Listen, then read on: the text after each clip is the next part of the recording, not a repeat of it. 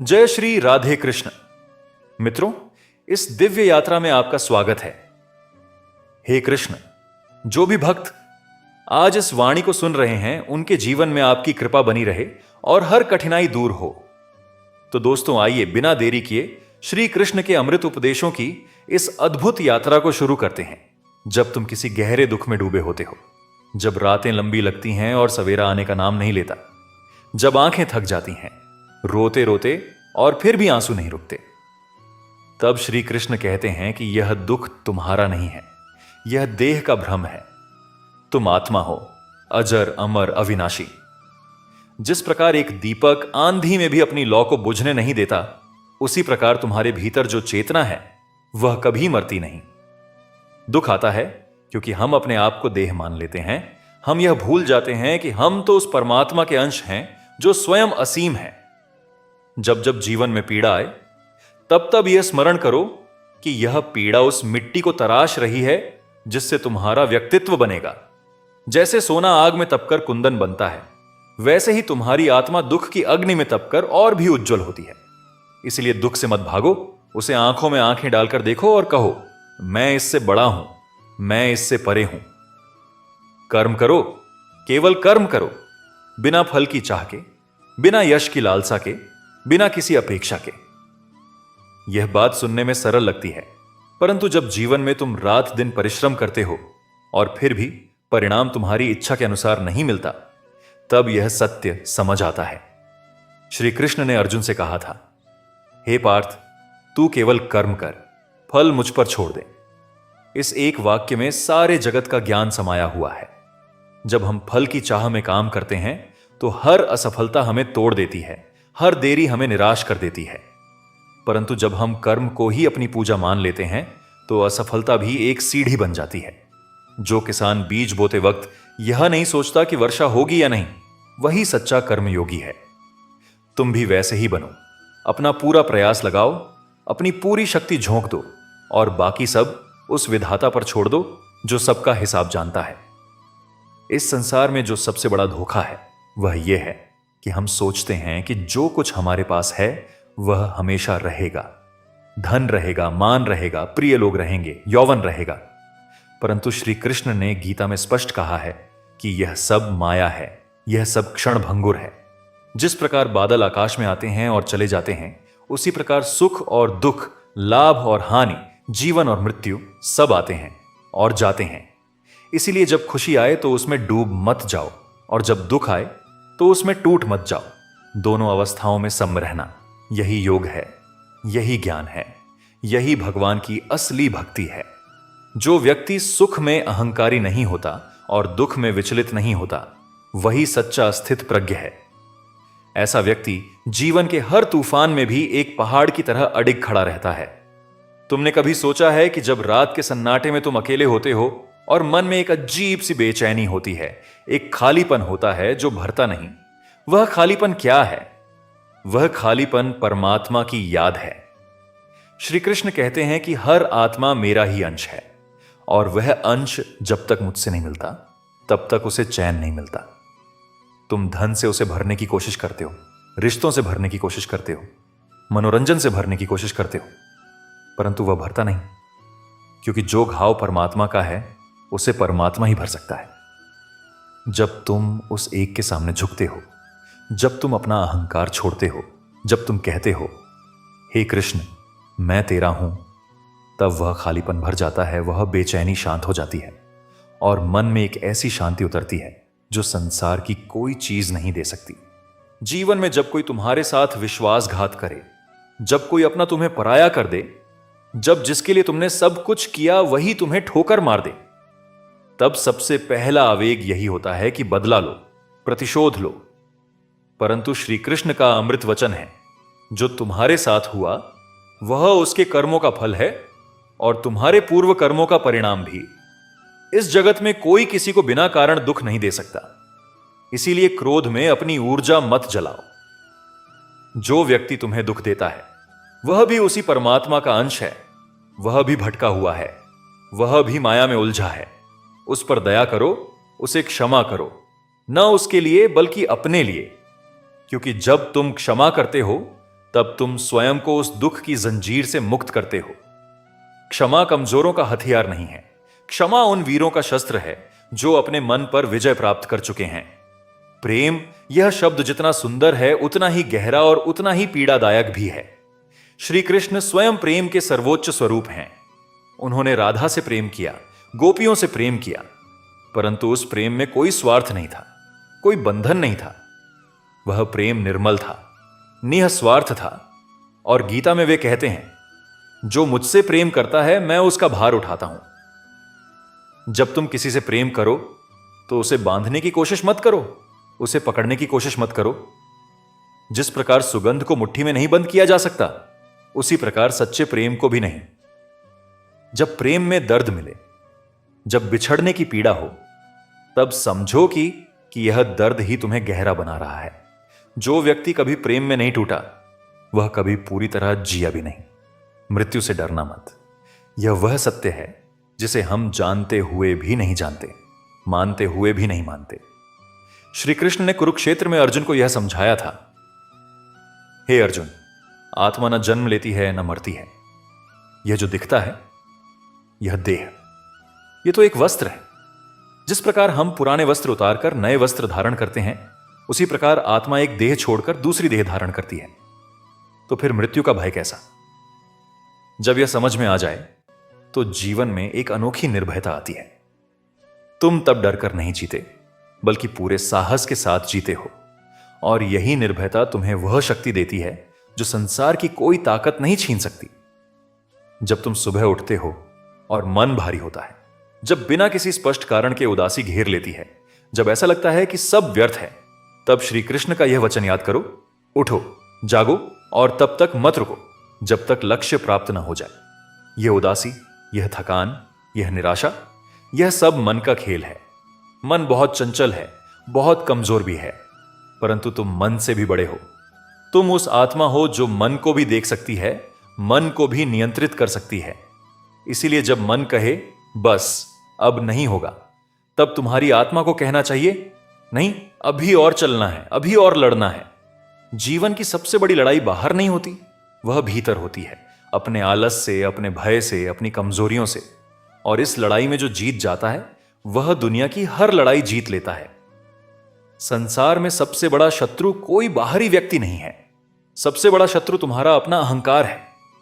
जब तुम सोचते हो मैं ही सब जानता हूं, मेरे बिना कुछ नहीं होगा, मैं ही सबसे श्रेष्ठ हूं, तब उसी क्षण तुम्हारा पतन शुरू हो जाता है।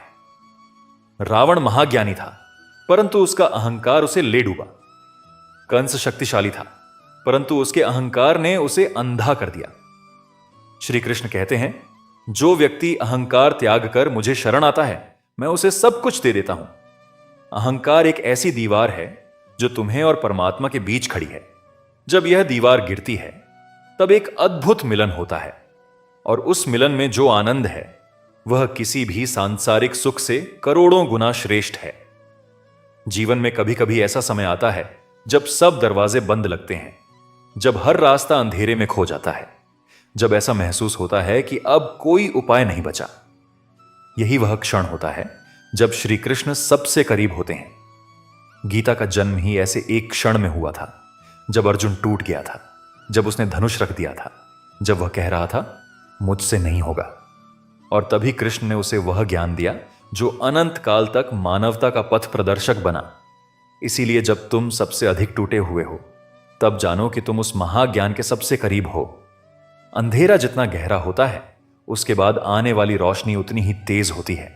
धैर्य, यह वह गुण है जो भगवान को सबसे प्रिय है। श्री कृष्ण कहते हैं कि जो व्यक्ति धैर्य धारण करता है, समय उसके पक्ष में हो जाता है।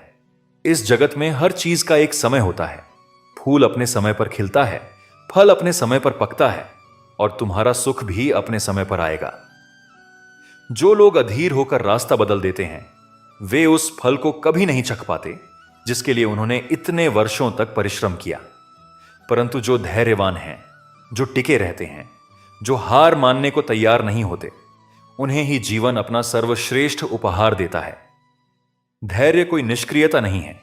धैर्य वह आग है जो भीतर जलती रहती है, जो तुम्हें कर्म करते रहने की शक्ति देती है। चाहे परिणाम कितनी भी देर से क्यों ना आए।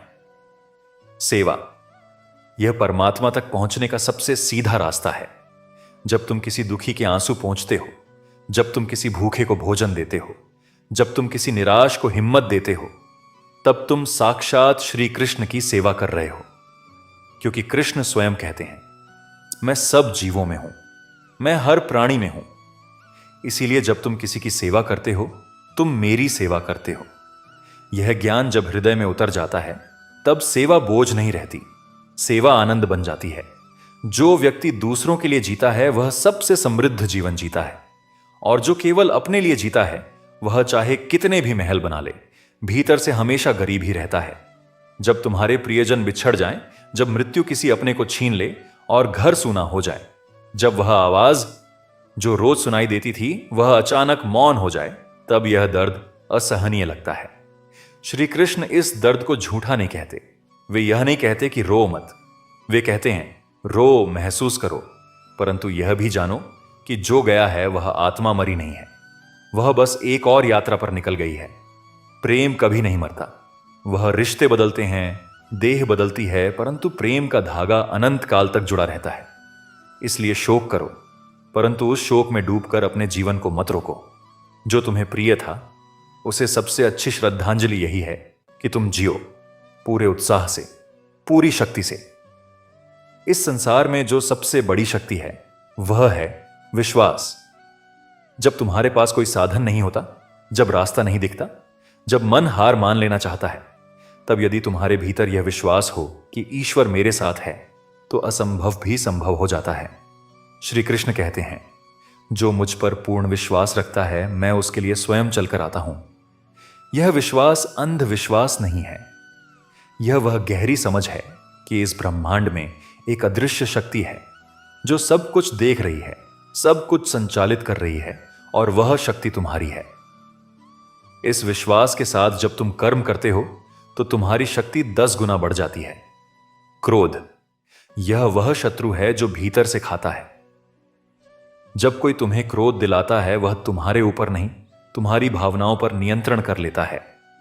श्री कृष्ण गीता में कहते हैं, क्रोध से मोह उत्पन्न होता है, मोह से स्मृति भ्रंश होता है, और स्मृति भ्रंश से बुद्धि नष्ट हो जाती है। और जब बुद्धि नष्ट होती है, तब मनुष्य का पतन हो जाता है।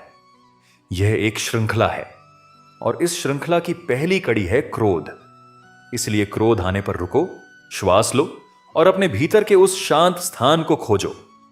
वह स्थान जहां कृष्ण विराजते हैं, वहां क्रोध टिक नहीं सकता। जीवन में असफलता से मत डरो। असफलता तुम्हारी सबसे बड़ी गुरु है। जब तुम गिरते हो, जब तुम्हारी योजनाएं धरी रह जाती हैं, जब सब कुछ करने के बाद भी परिणाम नहीं मिलता, तब यह मत सोचो कि तुम हारे हो, बल्कि यह सोचो कि तुमने कुछ सीखा है जो सफलता कभी नहीं सिखा सकती थी। श्री कृष्ण का जीवन भी संघर्षों से भरा था।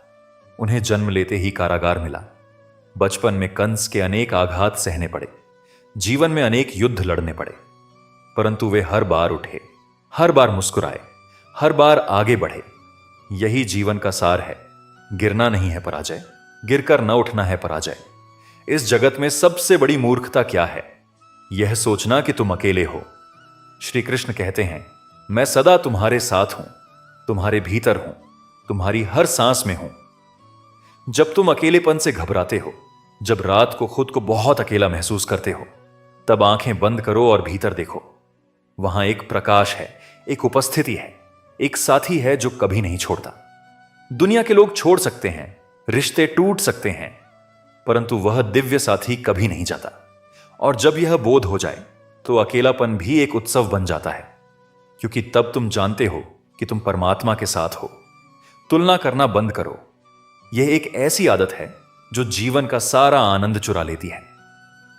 जब तुम किसी और की समृद्धि देखकर अपनी तुलना करते हो, जब तुम किसी और की सफलता देखकर अपने आप को कम आंकते हो, तब तुम उस परमात्मा का अपमान करते हो जिसने तुम्हें तुम्हारे जैसा बनाया। श्री कृष्ण ने हर जीव को अलग बनाया है, अलग प्रतिभा के साथ, अलग उद्देश्य के साथ। एक कमल का फूल यह नहीं सोचता कि मैं गुलाब जैसा क्यों नहीं हूं। वह अपनी सुंदरता में खिलता है, अपनी महक फैलाता है। तुम भी वैसे ही बनो, अपने अनोखेपन को पहचानो, अपनी अनोखी शक्ति को जगाओ और अपना रास्ता खुद बनाओ। माफ करना सीखो, न केवल दूसरों को बल्कि सबसे पहले अपने आप को। हम अक्सर अपनी पुरानी गलतियों के बोझ तले दबे रहते हैं, अपने आप को कोसते रहते हैं, अपने आप को सजा देते रहते हैं। परंतु श्री कृष्ण कहते हैं, तुम अपने सबसे अच्छे मित्र भी हो सकते हो और अपने सबसे बड़े शत्रु भी। जब तुम अपनी गलतियों से सीखकर आगे बढ़ते हो तब तुम अपने मित्र हो, और जब तुम उन्हीं गलतियों में रहकर खुद को सजा देते रहते हो तब तुम अपने शत्रु हो। इसलिए भूल करना मानवीय है, उससे सीखना दिव्य है, और यही ईश्वर तुमसे चाहता है। जब तुम किसी से ईर्ष्या करते हो, जब किसी की तरक्की देखकर तुम्हारे मन में जलन होती है, तब जान लो कि यह ईर्ष्या तुम्हारे भीतर की उस शक्ति को जला रही है जो तुम्हारी अपनी तरक्की के काम आ सकती थी। श्री कृष्ण कहते हैं, जो दूसरों की खुशी में खुश होता है वह ईश्वर के सबसे करीब है। जब तुम किसी की सफलता पर सच्चे मन से प्रसन्न हो सको तब समझो कि तुम्हारे भीतर सच्ची महानता जन्म ले रही है। यह एक ऐसी साधना है जो कठिन है, परंतु जो इसे कर लेता है वह जीवन में कभी दुखी नहीं रहता। तुम्हारे शब्दों में बड़ी शक्ति है, इसीलिए सोचकर बोलो। जो शब्द तुम कहते हो वे दूसरों के हृदय पर गहरे घाव भी कर सकते हैं और उन्हें उठने की शक्ति भी दे सकते हैं। श्री कृष्ण का हर वचन अमृत था। उन्होंने कभी व्यर्थ नहीं बोला, कभी किसी को आहत करने के लिए नहीं बोला। उनके शब्द शस्त्र भी थे और मरहम भी। तुम भी अपने शब्दों को ऐसे ही बनाओ। कम बोलो, परंतु जब बोलो तो ऐसा बोलो जो किसी के जीवन में रोशनी लाए। क्योंकि शब्द हवा में उड़ जाते हैं, परंतु उनका प्रभाव हृदय पर सदा के लिए रह जाता है। जो बीत गया उसका शोक मत करो, और जो आया नहीं उसकी चिंता मत करो। केवल इस क्षण में जियो। यह वर्तमान क्षण ही वह एकमात्र सत्य है जो तुम्हारे पास है। बीता हुआ कल एक स्वप्न था और आने वाला कल एक कल्पना है, परंतु यह क्षण, यह अभी, यह पूरी तरह तुम्हारा है। श्री कृष्ण कहते हैं, जो इस क्षण को पूरी तरह जी लेता है वह सबसे बुद्धिमान है। जब तुम वर्तमान में जीते हो तो न पछतावा सताता है, न भय डराता है। केवल एक जीवंत आनंद रहता है जो इस क्षण में ही मिल सकता है।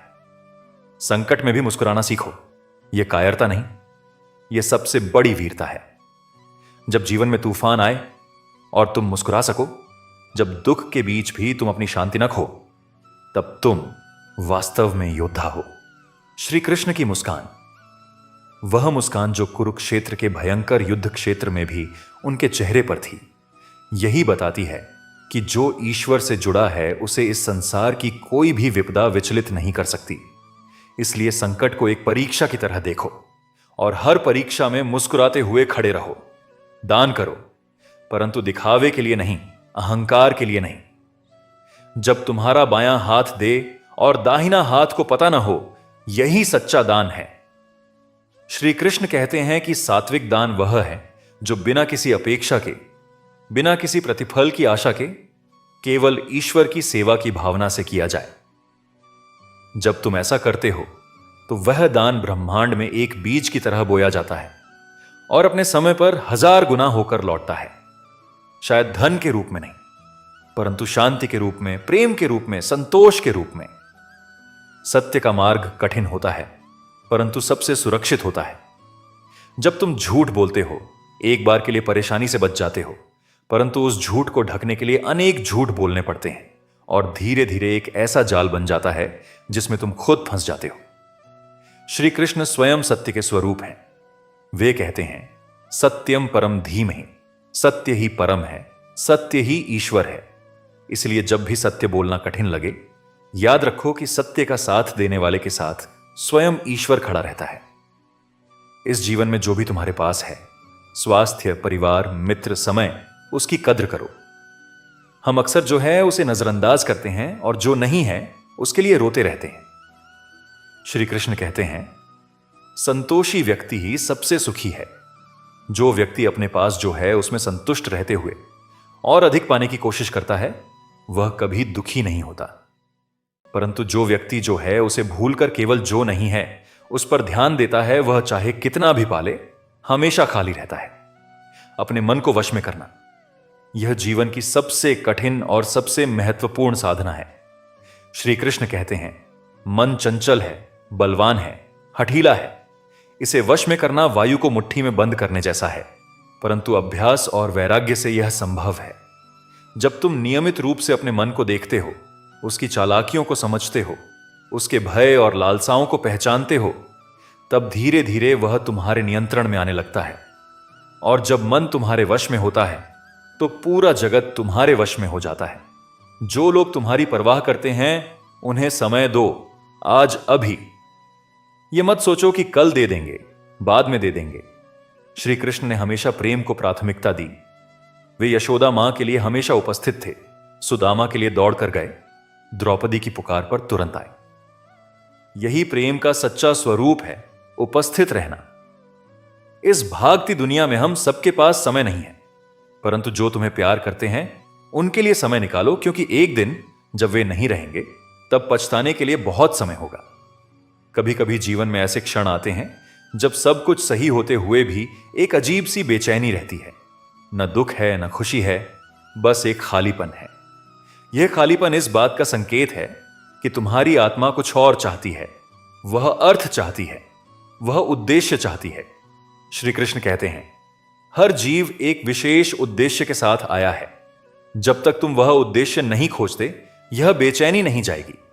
इसलिए भीतर जाओ, प्रश्न पूछो, मैं क्यों आया हूं, मुझे क्या करना है, मेरी विशेष भूमिका क्या है। और जब उत्तर मिले तो पूरी शक्ति से उस दिशा में चल पड़ो। कृतज्ञता यह एक ऐसा भाव है जो जीवन को स्वर्ग बना देता है।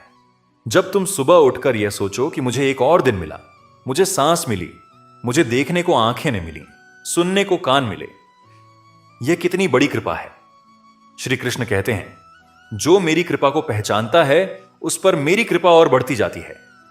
कृतज्ञ मन में नकारात्मकता नहीं टिकती, शिकायतें नहीं टिकती। जब तुम जो है उसके लिए धन्यवाद करते हो तो जीवन और अधिक सुंदर होता जाता है। जब तुम किसी को देखो जो गलत रास्ते पर है, जो भटका हुआ है, तो उसे दोष मत दो, उस पर क्रोध मत करो। श्री कृष्ण ने स्वयं अनेक असुरों, अज्ञानियों और भटके हुए लोगों से व्यवहार किया और हर बार उन्होंने पहले समझाने का, ज्ञान देने का प्रयास किया। गीता ही इसका सबसे बड़ा उदाहरण है। उन्होंने अर्जुन को एक पल में युद्ध करने का आदेश नहीं दिया, पहले उसे पूरा ज्ञान दिया, पूरी समझ दी। यही करुणा है, लोगों को उनकी स्थिति में समझना और यथासंभव उनका मार्गदर्शन करना।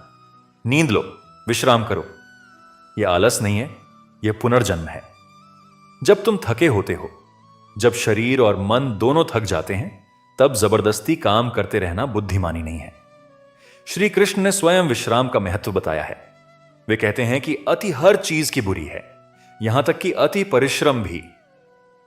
जो व्यक्ति संतुलित जीवन जीता है, उचित भोजन, उचित निद्रा, उचित कर्म, वही स्वस्थ रहता है, प्रसन्न रहता है और जीवन में सफल होता है। दया का भाव रखो हर जीव के प्रति, हर प्राणी के प्रति। जब तुम किसी कीड़े को भी बिना कारण नहीं मारते, जब तुम किसी पशु के दर्द को भी महसूस करते हो, तब तुम्हारे भीतर की संवेदनशीलता जागृत होती है। श्री कृष्ण कहते हैं, जो समस्त प्राणियों में मुझे देखता है और मुझमें समस्त प्राणियों को देखता है, उससे मैं कभी दूर नहीं होता। यह दया ही आध्यात्मिक उन्नति की नींव है। जब तक हृदय कठोर है, कोई भी साधना पूर्ण नहीं होती। अपने स्वास्थ्य का ध्यान रखो। यह शरीर तुम्हें एक साधन के रूप में मिला है। जिस प्रकार एक अच्छा वाद्य यंत्र अच्छे संगीत के लिए जरूरी है, उसी प्रकार एक स्वस्थ शरीर जीवन के उद्देश्य को पूरा करने के लिए जरूरी है। श्री कृष्ण ने कहा, अपने भोजन का ध्यान रखो, अपनी इंद्रियों को संयमित रखो, अपने शरीर को मंदिर मानो। जो व्यक्ति अपने शरीर का सम्मान करता है, वह वास्तव में ईश्वर के दिए हुए उस उपहार का सम्मान करता है जिसके बिना कोई भी लक्ष्य प्राप्त नहीं हो सकता। संगति का बहुत महत्व है। तुम जैसे लोगों के साथ रहते हो, वैसे ही बनते जाते हो। श्री कृष्ण के जीवन में हमेशा ऐसे मित्र रहे जिन्होंने उनके उद्देश्य को समझा। अर्जुन, उद्धव, बलराम, और जिन्होंने उनका साथ देने की कोशिश की, वे भी महान बने। इसलिए ऐसे लोगों के साथ रहो जो तुम्हें उठाते हो, जो तुम्हारे सपनों को प्रोत्साहित करते हो, जो तुम्हारी कमजोरियों में भी तुम्हारी शक्ति देखते हो। और जो लोग हमेशा तुम्हें नीचे खींचते हों, तुम्हारे सपनों का मजाक उड़ाते हों, उनसे धीरे धीरे दूरी बनाओ। इस जगत में सब कुछ परिवर्तनशील है, यही एकमात्र स्थिर सत्य है। आज जो शक्तिशाली है वह कल कमजोर हो सकता है, आज जो दुखी है वह कल सुखी हो सकता है। श्री कृष्ण कहते हैं, यह जगत एक चक्र है, यह चक्र सदा घूमता रहता है। इसलिए जब तुम ऊपर हो तो घमंड मत करो, और जब नीचे हो तो निराश मत हो, क्योंकि चक्र हमेशा घूमता है। जो नीचे है वह ऊपर आएगा, और जो ऊपर है वह नीचे जाएगा। यह ज्ञान तुम्हें जीवन के हर उतार चढ़ाव में एक स्थिरता देता है। तुम्हारे माता पिता में ईश्वर के दर्शन करो। जो व्यक्ति अपने माता पिता की सेवा करता है वह सभी तीर्थों का फल पाता है। श्री कृष्ण ने स्वयं अपनी माता यशोदा के प्रति असीम प्रेम दिखाया। उनकी हर डांट में भी प्रेम था, उनकी हर शरारत में भी उनके लिए प्रेम था। माता पिता वो पहले गुरु हैं जो तुम्हें इस संसार में चलना सिखाते हैं, बोलना सिखाते हैं, जीना सिखाते हैं। जब तक वे हैं उनके पास बैठो, उनसे बातें करो, उनकी सेवा करो, क्योंकि यह समय लौटकर नहीं आता। जो तुम चाहते हो वह तुरंत नहीं मिलेगा, और यह अच्छी बात है। यदि हर इच्छा तुरंत पूरी हो जाए तो जीवन में संघर्ष नहीं रहेगा, और संघर्ष के बिना विकास नहीं होता। श्री कृष्ण ने स्वयं अनेक वर्षों तक प्रतीक्षा की। उन्होंने सही समय पर सही कदम उठाए। कंस का वध भी सही समय पर हुआ, महाभारत का युद्ध भी सही समय पर हुआ। इसीलिए जब तुम्हारी इच्छाएं देर से पूरी हों तो जान लो कि ईश्वर तुम्हें उस इच्छा के योग्य बना रहा है। भक्ति का अर्थ केवल मंदिर जाना या पूजा करना नहीं है। भक्ति का अर्थ है अपने हर कर्म को ईश्वर को अर्पित करना। जब तुम खाना बनाते हो और उसे प्रेम से बनाते हो, यह भी भक्ति है। जब तुम अपने काम को पूरी ईमानदारी से करते हो, यह भी भक्ति है। जब तुम किसी के दुख में उसके साथ खड़े हो जाते हो, यह भी भक्ति है। श्री कृष्ण कहते हैं, जो भी तुम करो मुझे याद रखते हुए करो, और तब हर काम पवित्र हो जाता है, हर पल एक प्रार्थना बन जाती है। अपनी तुलना अपने कल के स्वयं से करो, किसी और से नहीं। क्या आज तुम कल से बेहतर हो? क्या आज तुमने कल से अधिक सीखा? क्या आज तुम्हारा प्रेम कल से गहरा हुआ? यही प्रश्न पूछो खुद से।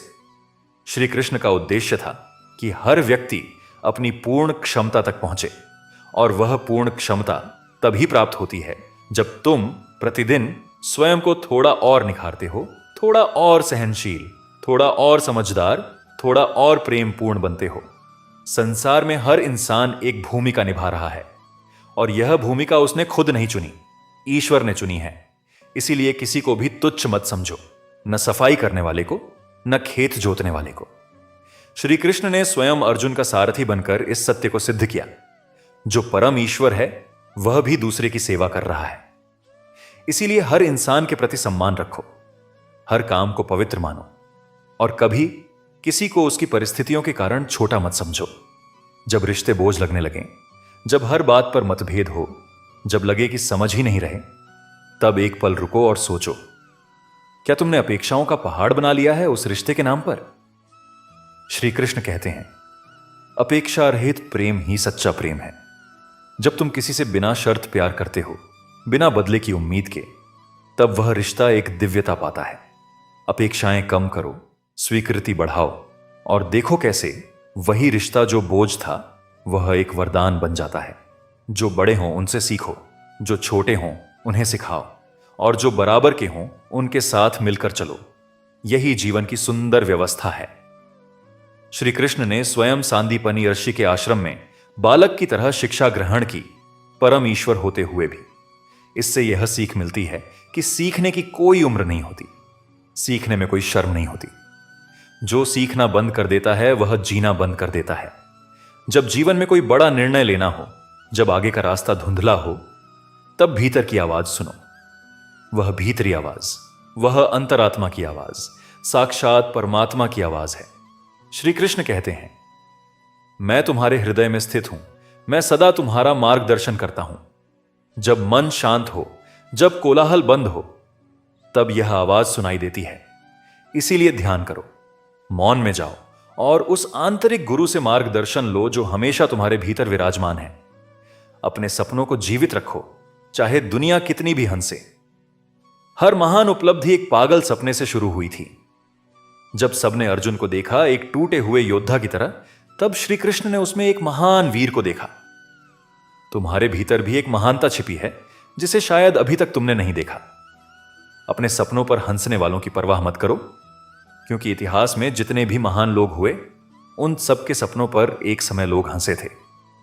जो तुम्हारे हाथ में है वह है तुम्हारा इरादा, तुम्हारी मेहनत, तुम्हारा चरित्र। जो तुम्हारे हाथ में नहीं है वह है परिणाम, दूसरों का व्यवहार, परिस्थितियां। श्री कृष्ण का यही मूल संदेश है गीता में। जो तुम्हारे वश में है उस पर ध्यान दो, जो वश में नहीं है उसके लिए व्यर्थ चिंता मत करो। जब तुम यह विभाजन समझ लेते हो तो जीवन में एक अद्भुत शांति आ जाती है, क्योंकि तब तुम जानते हो कि तुमने जो करना था वह किया, बाकी ईश्वर के हाथ में है। हर रात जब सोने जाओ, एक क्षण के लिए रुको, उस दिन की एक अच्छी बात को याद करो। एक मुस्कान जो तुमने देखी, एक पक्षी जो गाया, एक काम जो पूरा हुआ। श्री कृष्ण कहते हैं, जो जीवन में सुंदरता देखता है वह ईश्वर के करीब है। दुनिया में अंधेरा है, यह सच है, परंतु रोशनी भी है, और रोशनी को देखना एक अभ्यास है। जितना अभ्यास करोगे उतनी अधिक रोशनी दिखेगी। तुम्हारी पीड़ा तुम्हें तोड़ने के लिए नहीं आती, वह तुम्हें गहरा बनाने के लिए आती है।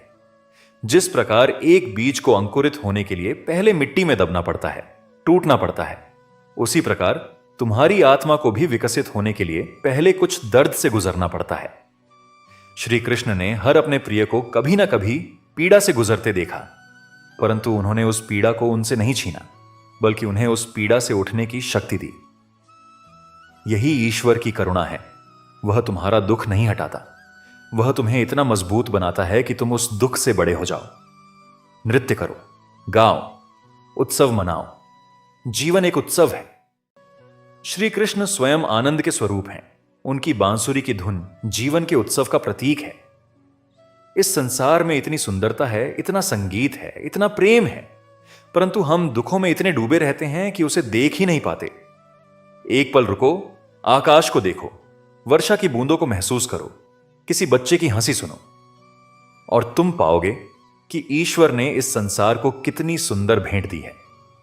अंत में यह जान लो कि तुम जो हो, जैसे हो, तुम पर्याप्त हो। तुम्हें किसी और जैसा बनने की जरूरत नहीं, तुम्हें खुद को साबित करने की जरूरत नहीं। श्री कृष्ण ने हर किसी को स्वीकार किया, गोपियों को, सुदामा को, विदुर को, द्रौपदी को। उनके लिए कोई छोटा नहीं था, कोई नाकाबिल नहीं था। इसी तरह परमात्मा की दृष्टि में तुम भी पूर्ण हो, तुम्हारी कमियों के साथ, तुम्हारी गलतियों के साथ। बस यह जान लो और अपने आप से प्यार करना शुरू करो, क्योंकि जो खुद से प्यार नहीं करता वह किसी और से भी सच्चा प्यार नहीं कर सकता।